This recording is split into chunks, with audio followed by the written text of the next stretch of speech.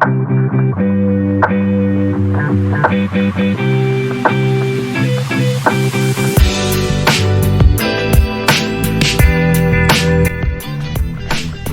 worry, you look pretty. I know that.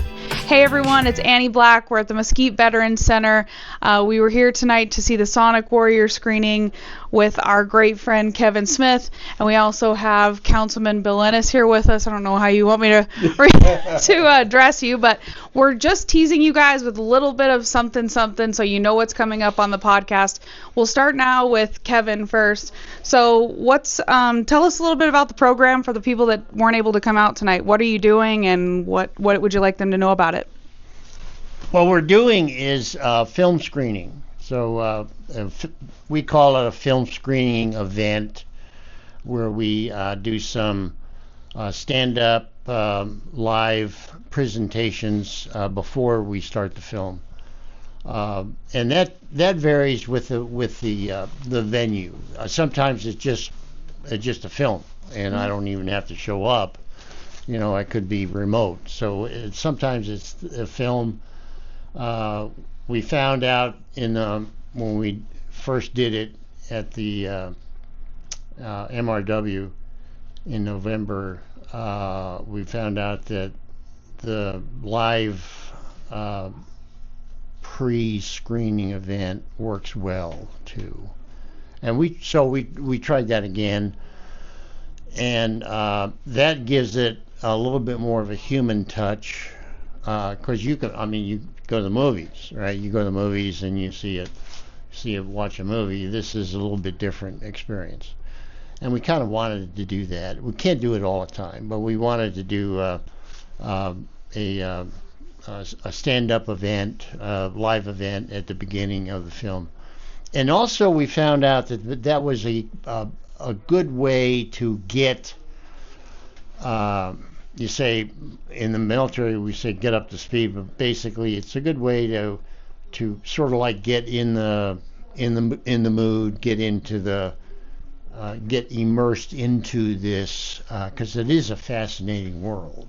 When you think about it a little bit, you can see, wow, yeah, these are real people doing real difficult things in a very, very hostile environment. This is not an easy thing, and they don't do it for anything other than our nation needs people to do that. We just have to have it. And so I wanted to bring that out too. The fact that as a fighter pilot, I'm at the tip of the spear. I have a whole support staff behind me when I do that. We're talking about hundreds of people enable me to get in the cockpit and go fly off into the wild blue yonder and go screaming fast. And I also wanted to point out that fighter pilots are real people. They have some serious work that has to be done. Most of it is unknown, and that's okay, but some of it is not only difficult but dangerous. To be and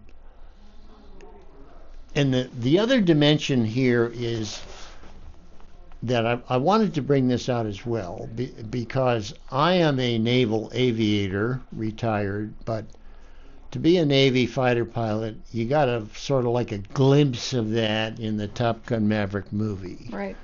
And he talked about it's not what I am, but who I am. I was just born for this. What does that actually mean when you have that, when that's going on? So can you get into his brain a little bit, in his emotions, and learn a little bit more about what does that actually mean from a human standpoint? And you notice in the movie, what did I say a number of times? It's the pilot in the cockpit, the pilot in the airplane that's going to win the war. It's not the airplane. And you heard that also in the Top Gun Maverick movie. It's not the plane but the pilot. and that's just not a tagline. That's real. That's real. And we need the best and the brightest. We need to recognize that. We need to recruit people that are willing to do that. Because if you say, okay, do you represent a typical fighter pilot? Yeah, but what's my useful life as a fighter pilot? It's not very long. Right. You can only do that for, probably 20 years of your life, maybe 25. That's it. 25 years. Right. And you gotta replace me, right? Because I'm worn out, right? And it's not possible to replace Kevin. Just so you all know. I was just mentioning that just theoretically, not as a practical thing. It wasn't meant to be a practical thing, Annie. Okay, it was just a theoretical thing, in a general sense. Got it. Right. Okay. Yeah. It's that real smart, good-looking pilot humor you got going on over Yeah, there. that's right. Yes, right. Yes. Steely-eyed fighter pilot, right. Well, we're gonna do a whole podcast with you and some other guys from the Vet Center, and we're gonna get into a lot of that stuff. And also, I hear there's a pretty interesting hurricane story that we got to get into. So, don't tell anyone about that because we want them to come back for the whole enchilada on the podcast. But I thought it was pretty cool. You guys talked during the presentation a little bit about how the fact that you guys live in Mesquite and you're both serving in the same area at the same time back in your military days. Crazy. So why don't you tell us a little bit about that? Well, when I first met Kevin at our church, I noticed, that he was in the Navy, he wore his Navy insignia and all that, and so I introduced myself and got talking to him about it, and asked him what ships he was on, because he told me he was a pilot, and so he told me, his last ship was the USS Constellation. We call it the Connie. And I'm going, oh, that's cool. I said, we did in the Navy what we call plane guard on destroyers. We're back there making sure that if they don't make it back to the aircraft carrier, we pick them up and save them. And so and so I told him, I said, well, we plane guarded the Constellation. And I asked him what year, and he told me. I'm going, wow, I was there with you. And so, in the world, it just gets smaller and smaller. And so we talked about some of the things that we did. And I'm going, yep, we did that. Hit the same ports they did. And that's one of the benefits of being attached to an aircraft carrier or a battle group, as they call it. We get to see some pretty interesting places over in that part of the world. And so, yeah, it just blew me away, the fact that we were there at the same time in that same little section of the ocean, and I was following him around everywhere. It was pretty cool.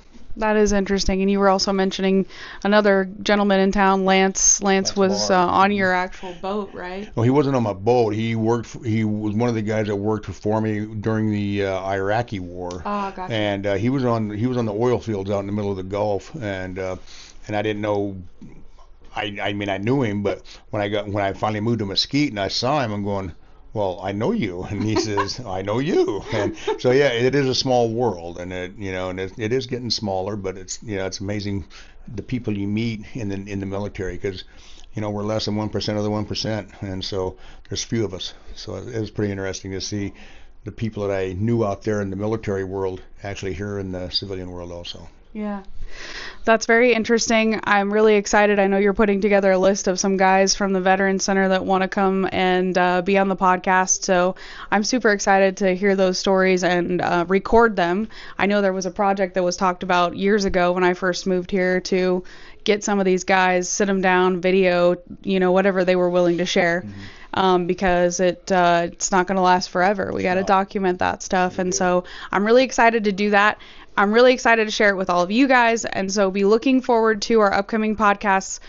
You're going to be one of our first guests, so that's exciting. So you get to be the guinea pig for us. I don't mind being a guinea pig. I don't mind being a guinea pig at all. And then you're going to be there after I get a little bit of experience, because you're a podcaster, and we'll share your stuff too, so people can start listening to that. So anyways, we will see you guys next time. Thanks for watching.